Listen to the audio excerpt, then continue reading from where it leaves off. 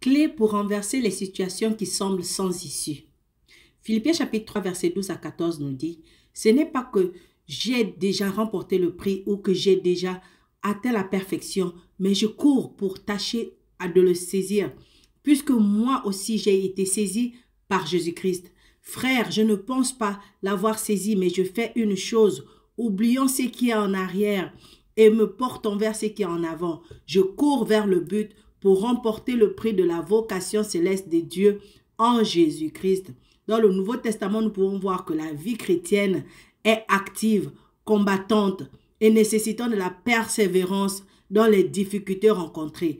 Paul évoque une course constante ou la vie très disciplinée d'un athlète dans 1 Corinthiens chapitre 9 verset 25 à 27.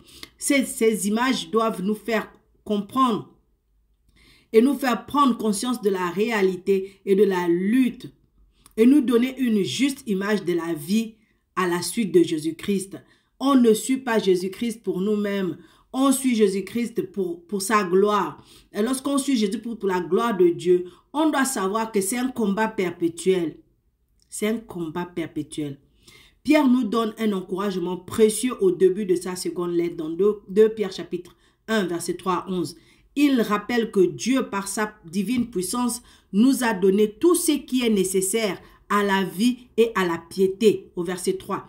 Puisque nous sommes ainsi équipés et parce que nous avons pour encouragement la certitude des promesses de Dieu, nous sommes appelés à faire tous nos efforts, dans le verset 5, pour mener une vie conforme à ce que Dieu aime, à ce que Dieu attend de nous. Donc la vie chrétienne est exigeante.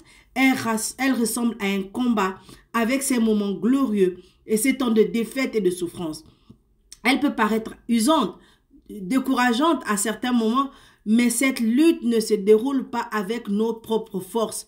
C'est pas avec nos propres efforts.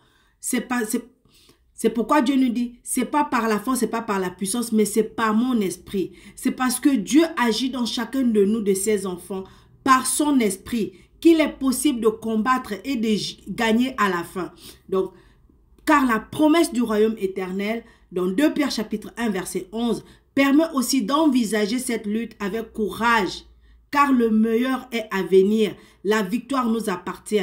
Et 2 Pierre chapitre 1 verset 11 nous dit, c'est ainsi en effet que l'entrée dans le royaume éternel de notre Seigneur et Sauveur Jésus-Christ vous sera pleinement accordée. Alors tiens ferme et combat ce combat jusqu'à la fin, parce que tu auras la victoire à la fin. Tu es plus que vainqueur.